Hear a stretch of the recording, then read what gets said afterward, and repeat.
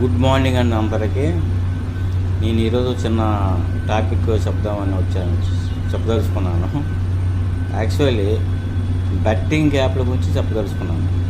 దయచేసి ఫేస్బుక్లో కానీ, యూట్యూబ్లో కానీ, ఇన్స్టాగ్రామ్లో కానీ, ఏ సోషల్ మీడియాలో కానీ, వాట్సాప్లో కానీ బెట్టింగ్ యాప్స్ గురించి ప్రమోట్ చేస్తుంటారు చాలామంది అండి.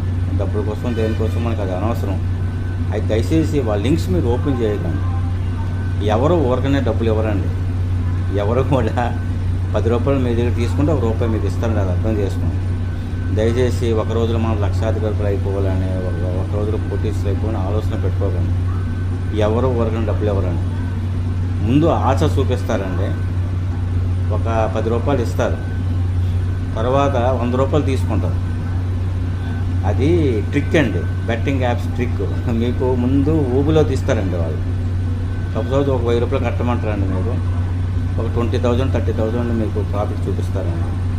అది మనం ఏమనుకుంటాం, అబ్బో మనం 1000 కడితే మనకి 20,000 అది 30,000 వచ్చింది, అదే 1,00,000 కడితే మాకు 10 లక్షలు వస్తుందని ఆశపడతామండి. వాళ్ళు అది గేమ్ చేస్తారు. పొలిటికల్ టైప్ ఉంటుంది. అది కూడా ఏంటంటే దాన్ని మనం ఊబిలో పడకూడదండి.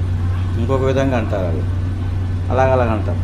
తర్వాత మీకు ఒక 20 lakhs వచ్చిందండి, మీరు 5 lakhs డిపాజిట్ చేయాలంటారు.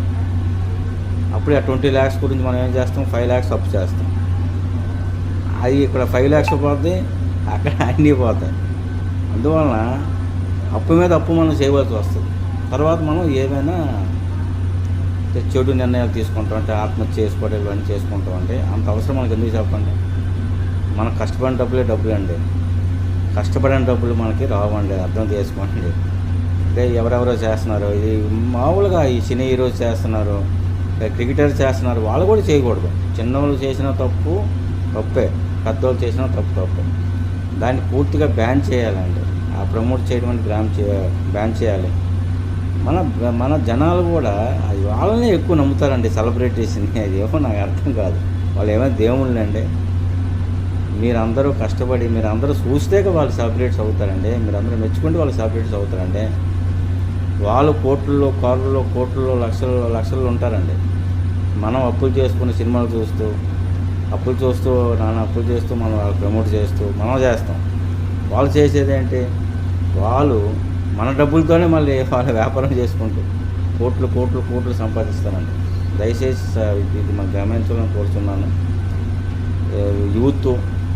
ముఖ్యంగా యూత్ అండి, స్టూడెంట్స్ జాగ్రత్తగా ఉండాలి.